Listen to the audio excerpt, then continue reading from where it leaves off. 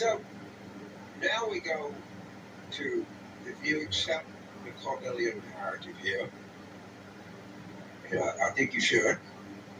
I think it all kind of makes sense. But then you come to the question of why. Why would they do this when years and eons of experience have taught us that this is not going to work? It's going to cause real damage to people's savings. It's going to cause real damage to the country. It's going to cause real damage. I mean, I don't know what to get into. And when you have policies that affect that many people and you change it, it's like you said, the weather in Oklahoma. You go to Oklahoma and you say, I don't like the weather. Every Oklahoma will tell you, well, just wait 15 minutes. It'll change. Or if you go there and say it's a really nasty day in Oklahoma, they'll say, well, just wait 15 minutes. It'll be nice. And I think there's some truth in that wisdom, if you will. So why is he doing this? That is literally destroying the country's reputation, is putting us at severe risk, because you know who can dump? The Japanese and the Chinese. You know what they can dump? Bonds. I don't want to get into economic lessons, but when they start dumping bonds, investors are going to want more of a premium on government bonds, which will cause interest rates to go up on a 10-year treasury, which in effect is going to cause interest rates to go up on everything.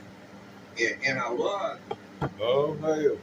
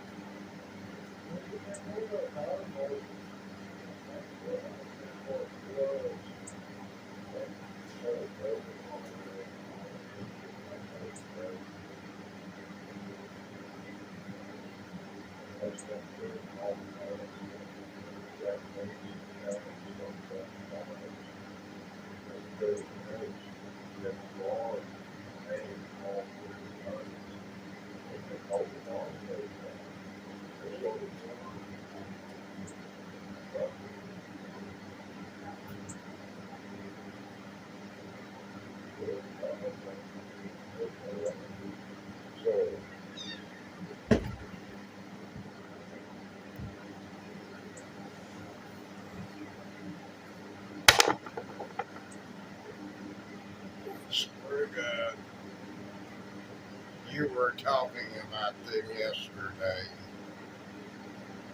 God, man. I swear. That's what you got. You should have killed it. You should have done that.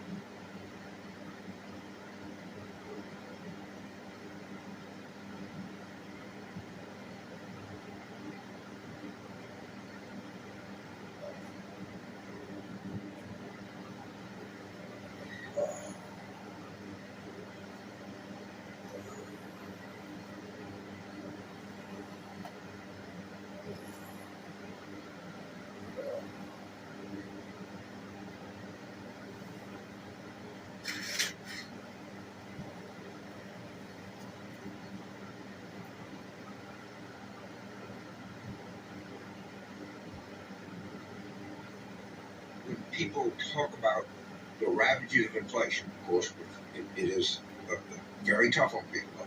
Don't ever say it's not.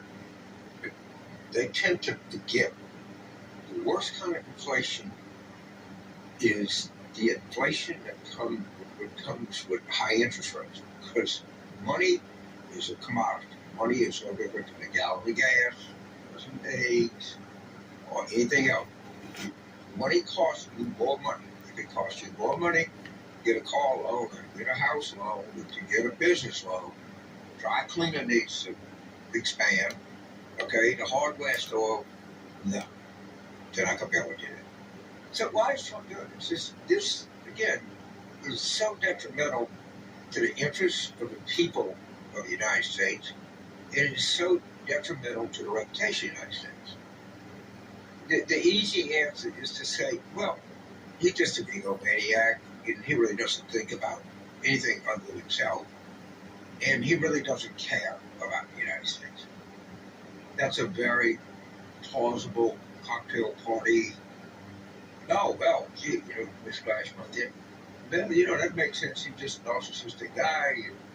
He don't really give a crap what happens to, some guy has a lawn mowing service in Oshkosh that doesn't even cross his mind. Of course, this poor man, or poor woman, or poor person, or whatever, works 78 hours a week, and they're voting for Trump, and I'm sorry, you made a big mistake. So I can tell you, don't hate you, boy. I don't wish bad things to you, but man, you fucked up. Oh, did you? So that's one explanation. He's just so narcissistic, he doesn't care. He's oblivious to the pain that his decisions are going to cost him. I accept that's plausible. I think I have a much better explanation for what's going on. I have said and continue to believe he actually hates the United States. Now, when I say hates the United States, when I talk about the United States, I'm talking about the laws that we live under, the Constitution that we have, the traditions we have, the customs we have, the alliances we have, the relationships we have, the people that we pal around with on the global stage. He doesn't like us. He has said that we're fat. And he said we're stupid. He said that his own voters, that's right, Mrs. Lawn Service person in Oshkosh, he said, you're poorly educated if you voted for him. He doesn't like you. He doesn't like France. He doesn't like Japan. He doesn't like Colombia. Okay? He doesn't like the people that we pal around with. He likes Belarus and Russia and North Korea. So maybe he's pulling against us. Maybe he wants it to fail. Example I use, if Ole Miss is playing LSU, and Ole Miss asked me to call the plays, well, you know what I'm going to do? I'll tell you what I'm going to do. I'm going to throw into coverage every time. I am going to pick the best defensive back that LSU has, and I'm going to try to throw the ball in his territory because I want it to be intercepted. I want Ole Miss to lose the goddamn game. You understand what I'm saying? In effect, having Trump be president of the United States, to me, is the equivalent of me calling the plays for Ole Miss. I'm going to try to lose. I think that's what he's doing, and I think he's being really successful at it. Because the carnage and the aftermath of all of this, these people are not going to trust us. The business people in the United States, they're not going to make any decisions because they say, gee, I don't know what this goddamn guy's going to do. They're under the illusion that he's just mercurial, self-indulgent, can't be trusted in his word. I think you're wrong. I think he doesn't want you to succeed. That's what I really believe. But you got to make a decision based on the conclusions that you arrive at. But I can tell you that when this thing happened, I thought it was going to be really bad because I thought that this guy is so self-indulgent, so about himself, to include everybody else, that this would be really catastrophic to the country. only come to understand and realize that he is actually pulling against us. So it's even worse by far than I could ever contemplate. And he was pulling against us yesterday, he's pulling against us today, and he will pull against us tomorrow. So my dear lawn services entrepreneur in Oshkosh, you fucked up. Big time. Big time. And a lot of people like you did. I don't hate you for it. I want you to know this. But just understand where you are, what the person you voted for is trying to do and is trying to do to your country. And we're going to continue to comment on this. We're going to continue to talk about it. I would pay very close attention to Mr. Cohen's article in part. And I can tell you, whatever Howard Marks says, book it, because that dude, he knows his shit. I can tell you that right now. Thank y'all. Catch you later.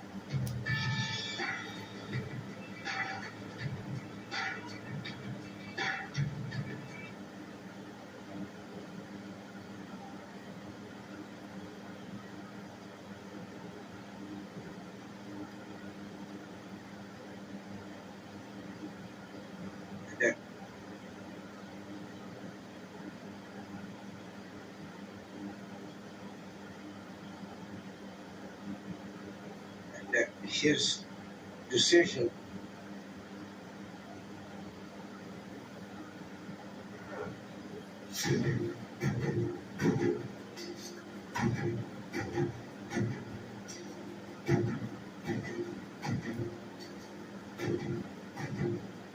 Hello and welcome to Politics Whirlwind with James Carville, and I'm Al Hunt. This week our guest is Admiral James Stravitas. Remember, we love taking your questions, so write into politicswhirlwind@gmail.com or send a tweet to @Politicon for next week's show. We'll get to as many as we can, but don't forget to tell us where you're from. You can also get text updates about what's next for Politicon and Politics Whirlwind by signing up at Politicon.com. Tell your friends about us and remind them to subscribe on Apple Podcasts, Spotify, or wherever you get your podcasts. And please check out the links to our sponsors, Delete Me, Magic Spoon, and Beam in our show notes. We really thank you for supporting these sponsors. It helps make this podcast happen.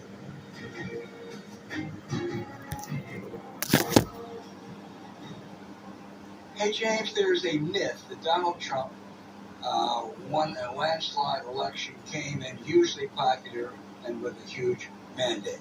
He won by 1.5 points and got less than 50% against the political destruction caused by Joe Biden. He won, there's no doubt. He did not win any kind of huge mandate or landslide. He got, I think, of that 49+% he got, my guess is about 39% is MAGA. They will never be shaken. He could do anything. But that other 10 or 11%, they didn't bargain for billionaire boys shutting down Social Security offices, slashing Medicaid, a totally unqualified and scandal-ridden defense secretary, and a totally politicized Justice Department, and most of all, they sure as hell didn't reckon for economic chaos and a likely recession. The Wall Street Journal poll now has its approval of 46%. That was conducted by Trump's pollster, so maybe one discount by a bit or two. But Trump is headed, as you have predicted for a while, into very, very stormy waters, and his popularity is, I think, greatly exaggerated. Well, if your analysis, and I suspect it is, more correct than not, that the 39% is MAGA, and another 10% of people who didn't like Biden policies who want to change or something like that, but they didn't vote for this and they got a surprise. Well, if you didn't know this, then you made a really stupid vote. Okay? There's nothing, I repeat, there's nothing that he's done that's remotely surprising. And most of it, by the way, he told you. So, a idiotic cabinet, check. You knew what he treated the people.